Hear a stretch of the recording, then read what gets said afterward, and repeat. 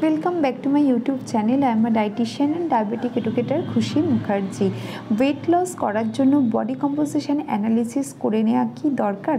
আমার মতে বলে দরকার, কারণ ওয়েট লস করার আগে আপনারা জেনে নিন শরীরের কোন অংশের ঘাটতি আছে, বোন মিনারেল ডেন্সিটির ঘাটতি আছে কি না, এবং তার সঙ্গে জল আপনারা পর্যাপ্ত খাচ্ছেন কি না, প্রোটিন ঠিকঠাক ইনটেক করছেন কি না, এবং ফ্যাট কি খুব বেশি খেয়েছেন, সেটার উপর ভিত্তি করে কিন্তু ডায়েট বা এক্সারসাইজকে কিন্তু সাজিয়ে নিতে বা আপনাদেরও জানতে কিন্তু সুবিধা হবে।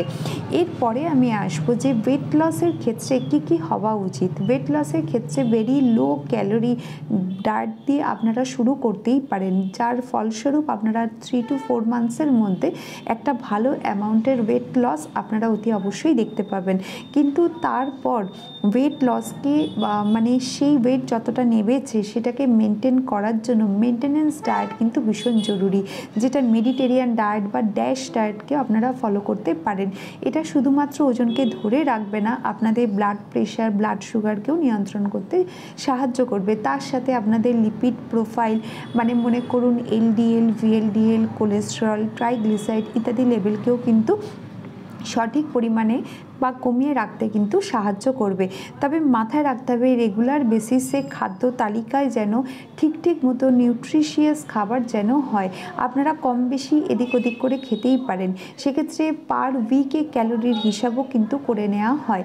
এছাড়া এক্সারসাইজও কিন্তু ভীষণ জরুরি, তার মধ্যে 20 মিনিটস ওয়াক এবং তার সঙ্গে কিন্তু কিছু ফ্রি হ্যান্ড এক্সারসাইজ এবং স্পেশালি যেগুলো ওয়েট লসের জন্য দেয়া হয়, যেমন মনে করুন সিট আপ দেওয়া হয়, প্লাঙ্ক দেয়া হয় ইত্যাদি, এরকম ধরনের এক্সারসাইজ কিন্তু ভীষণ দরকার, কারণ এক্সারসাইজ ছাড়া কিন্তু ওয়েট নামানো অসম্ভব ব্যাপার।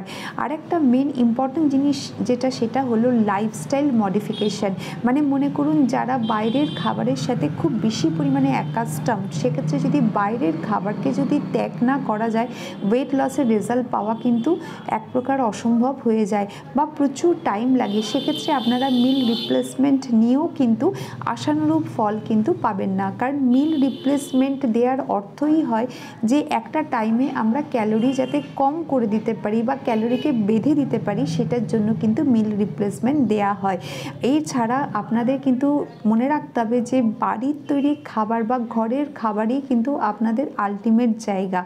কটা দিন পরে বা কয়েক মাস পরে আপনারা যখন আপনাদের রুটিনের সাথে অ্যাকাস্টমড হয়ে যাবেন ধীরে ধীরে, তখন কিন্তু আপনাদেরকে ঘরের খাবারেই কিন্তু স্টিক করে থাকতে হবে, এবং তার সঙ্গে লাইফস্টাইল মডিফিকেশান করে ফেললে আপনারা নিজেরাও বুঝতে পারবেন যে ওয়েটকে কী করে ধরে রাখতে হয়।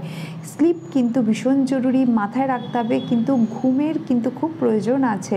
7 থেকে 8 ঘন্টা যদি নাও হয়, অন্তত 5 to 6 আওয়ার্স বা 6 to 7 আওয়ার্স ঘুম কিন্তু ভীষণ জরুরি। এছাড়া সিজন চেঞ্জের সাথে সাথে কিন্তু ডায়েটের পরিবর্তন এবং কিছু টাইমে কিন্তু আপনাদের এইগুলো কিন্তু মানতেই হবে। আমার বলা সাজেশন যদি আপনাদের ভালো লেগে থাকে, আমার চ্যানেলকে প্লিজ সাবস্ক্রাইব করবেন, লাইক করবেন, কমেন্ট সেকশনে জানাবেন, শেয়ার করবেন। পরবর্তী টাইমে আমি আরও কিছু ভ্যালুয়েবল ইনফরমেশন নিয়ে আপনাদের সামনে আসার চেষ্টা করব। আজকের মতন এইটুকু।